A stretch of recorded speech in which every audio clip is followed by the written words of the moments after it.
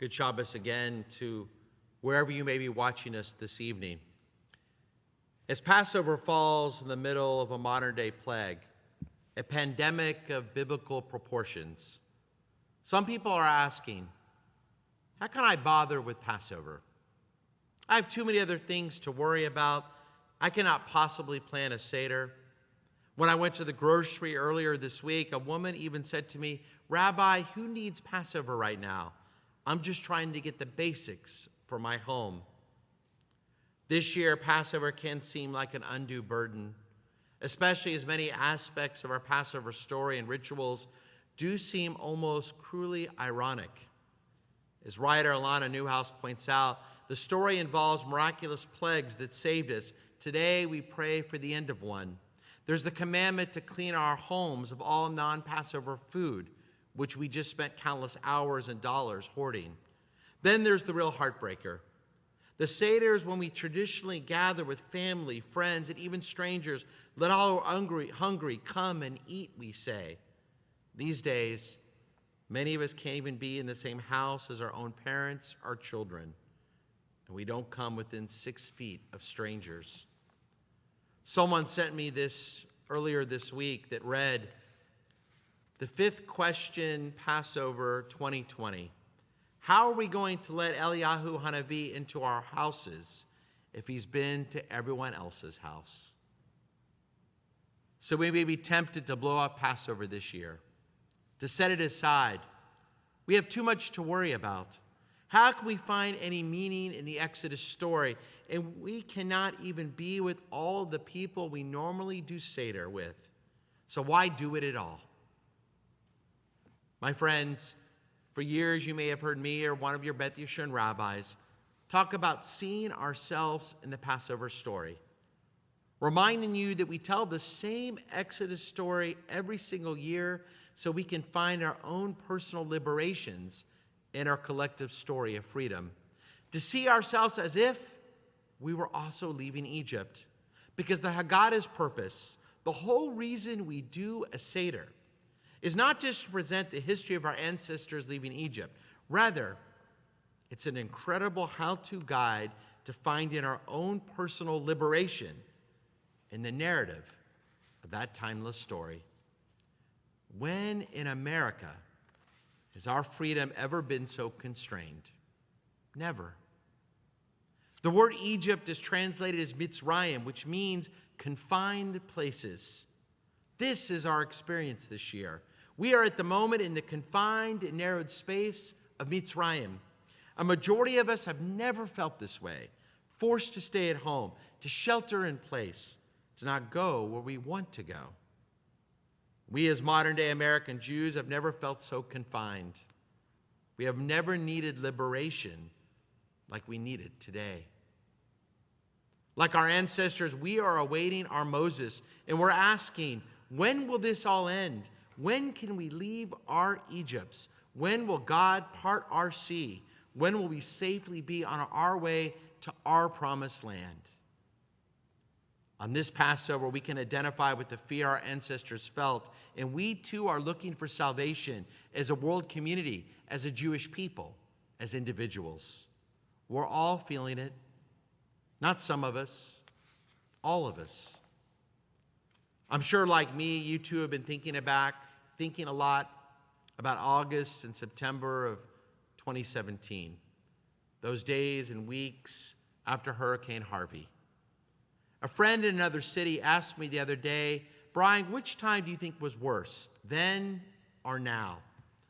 Only a question someone could ask a Houstonian. I told her that in some ways, that time was worse. After Harvey, not everyone was affected. Some made out completely fine. Many whose homes were flooded and businesses were destroyed felt isolated and alone. Now, as hard as this is, at least we are in this together. We can all relate. We can all be there for each other. Everyone is feeling it. Not some of us, all of us. We are all looking for salvation. Even in the worst times of Jewish history, far worse times than today, our people still did the Seder. As the pictures you're now seeing in the midst of the Warsaw Ghetto in 1940, 41, and 42, our brave ancestors risked their lives to make matzah and to still hold a Seder. They were brave. They were courageous. They risked their lives because the Seder didn't represent where they were, but where they wanted to be. The Seder has always been about our potential for freedom. As the great rabbi, the Maharal of Prague in the 16th century wrote, Passover changed the nature of the Jewish people, making them free even throughout the captivities of history.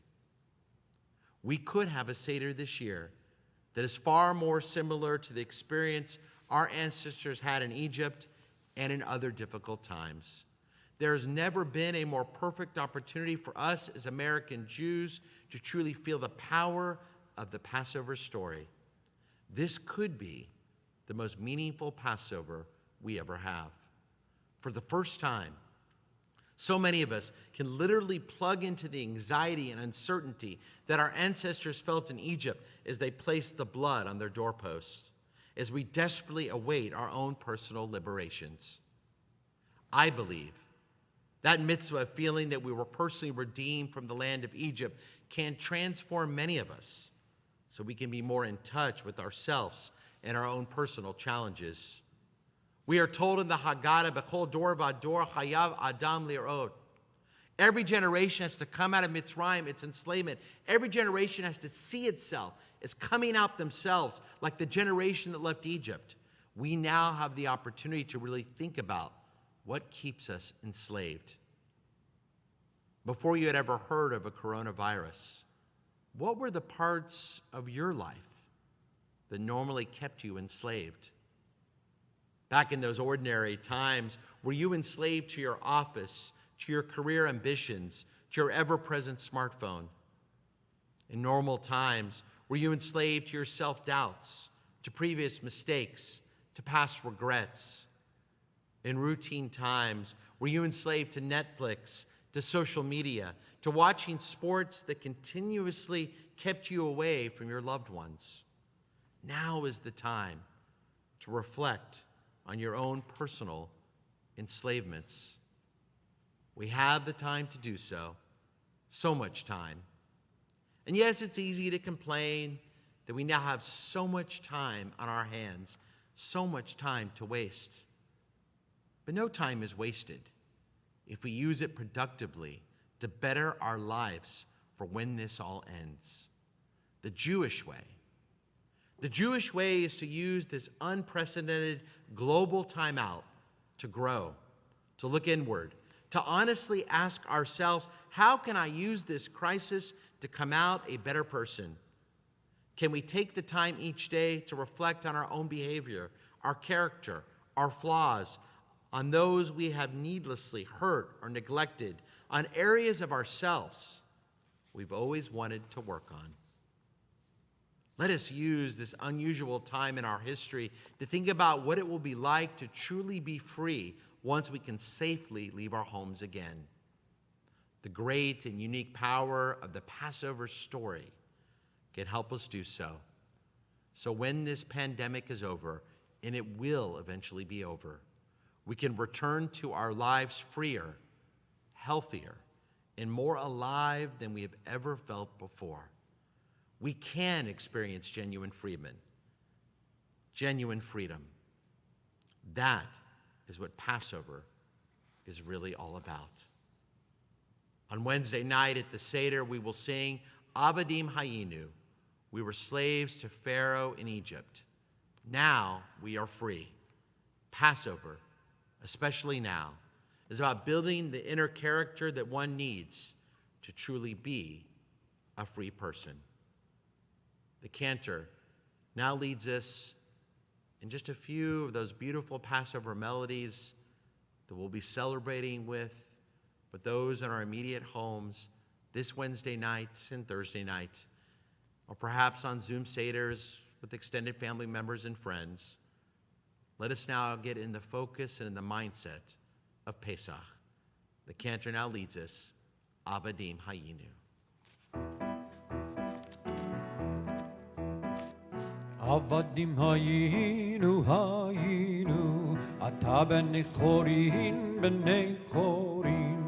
Avadim hayinu, ata b'nei chorin b'nei chorin.